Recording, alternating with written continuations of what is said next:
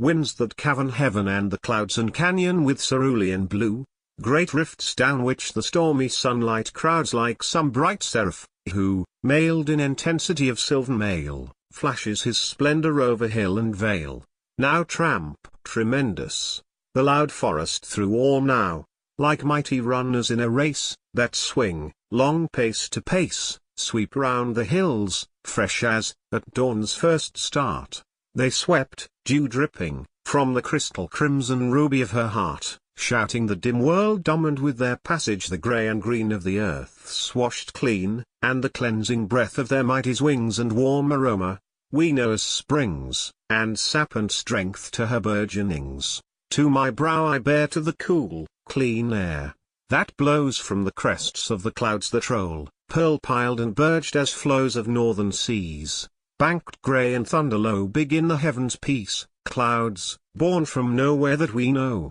with nowhere for their goal, with here and there a silvery glow of sunlight chasming deeps of sombre snow, great gulfs that overflow with sky, a sapphire blue, or opal, sapphire-kissed, wide-welled and deep and swiftly rifting through stratas of streaming mist, each opening like a pool, serene, cerule, set round with crag-like clouds mid which its eye gleams cool. 3 What blue is bluer than the bluebird's blue? 'Tis as if heaven itself sat on its wings, as if the sky in miniature it bore the fields and forests through, bringing the very heaven to our door. The daybreak of its back soft wedded to the sunset auburn of its throat that sings. The dithyrambics of the wind and rain strive to, but cannot, drown its strain again, and yet again hear it where the maples tassel red, and blossoms of the crab round out o'erhead, and catkins make the willow break a gossamer blur around the lake that lately was a little stream locked in its icy dream. 4 Invisible crystals of aerial ring, against the wind I hear the bluebird fling its notes, and where the oak's mauve leaves uncurly catch the skyey glitter of its wing that lures me, like some magic charm, far in the woods and shadowy solitudes, and where the purple hills stretch under purple and pearl of clouds that sweep and swirl, its music seems to take material form, a form that beckons with cerulean arm and bids me see and follow. Where, in the violet hollow, there at the wood's far turn, on starry moss and fern, she shimmers, glimmering like a rainbowed shower, the spirit of spring, diaphanous-limbed, who stands with honeysuckle hands sowing the earth with many a firstling flower, footed with fragrance of their blossoming, and clad in heaven as is the bluebird's wing. The tumult and the booming of the trees, shaken with shoutings of the winds of March, no mightier music have I heard than these. The rocking and the rushing of the trees, the organ thunder of the forest's arch, and in the wind their columned trunks become, each one, a mighty pendulum, swayed to and fro as if in time to some vast song, some roaring rhyme. Wind shouted from sonorous hill to hill, the woods are never still, the dead leaves frenzy by, innumerable and frantic as the dance that whirled its madness once beneath the sky in ancient Greece, like withered corebents, and I am caught and carried with their rush, their countless panic borne away, a brother to the wind, through the deep grey of the old beech wood, where the wild March day sits streaming, filling all the boisterous hush with murmurous laughter and swift smiles of sun, conspiring in its heart and plotting how to load with leaves and blossoms every bough, and whispering to itself, now spring's begun, and soon her flowers shall golden through these leaves away. Ye sightless things, and seer, make room for that which shall appear, the glory and the gladness of the year, the loveliness my eye alone perceives, still hidden there beneath the covering leaves. My song shall waken flowers, that this floor of whispering woodland soon shall carpet, or for my sweet sister's feet to tread upon, months kinder than myself, the stern and strong, tempestuous loving one, whose soul is full of wild, tumultuous song, and whose rough hand now thrusts itself among the dead leaves, groping for the flowers that lie huddled beneath, each like a sleep-closed eye, gold adder's tongue and pink oxalis, snow-pale bloodroot blooms, may-apple hoods, that parasol the brink, screening their moons, of the slim woodland stream, and the wild iris, trillium, white as stars and bluebells,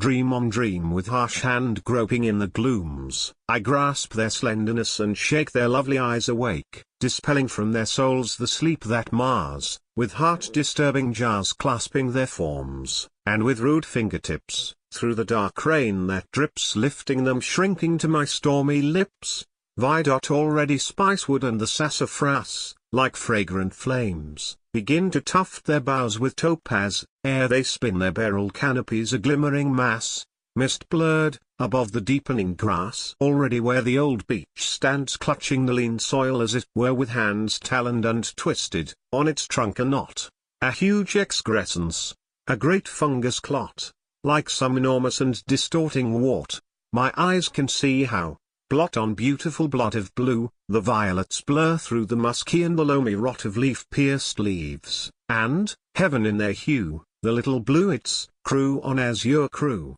prepare their myriads for invasion too. 7 And in my soul I see how, soon, shall rise, still hidden to men's eyes, dim as the wind that round them dreads, hosts of spring beauties, streaked with rosy reds, and pale anemones, whose airy heads, as to some fairy rhyme, all day shall nod in delicate time. And now, even now, white peal on peal of pearly bells, that in bare boughs conceal themselves, like snowy music, chime on chime, the huckleberries to my gaze reveal clusters, that soon shall toss above this green-starred moss, that, like an emerald fire, gleams across this forest side, and from its moist deeps lifts slim, wire-like stems of seed, or, lichen-colored, glows with many a bead of cup-like blossoms, carpets where, I read, when through the night's stark rifts the moonlight's glimpsing splendor sifts, the immaterial forms with moonbeam beckoning arms, of fable and romance,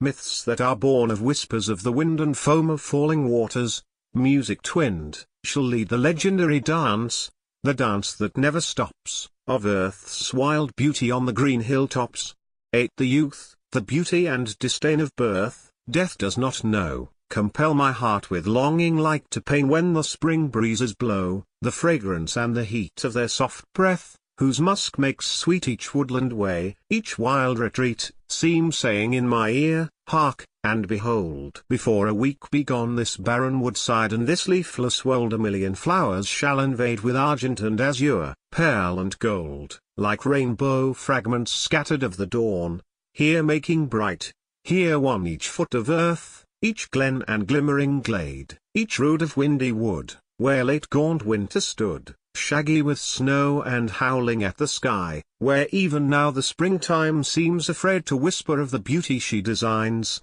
the flowery campaign that she now outlines within her soul, her heart's conspiracy to take the world with loveliness, defy and then o'erwhelm the death that winter throned amid the trees, with love that she hath owned since God informed her of his very breath, giving her right triumphant over death, and, irresistible, her heart's deep ecstasy shall swell, taking the form of flower, leaf, and blade, invading every dell, and sweeping, surge on surge, around the world, like some exultant raid, even to the heavens' verge. Soon shall her legions storm death's ramparts, planting life's fair standard there, the banner which her beauty hath in care, beauty, that shall eventuate with all the pomp and pageant and the state, that are a part of power, and that wait on majesty, to which it, too, is heir.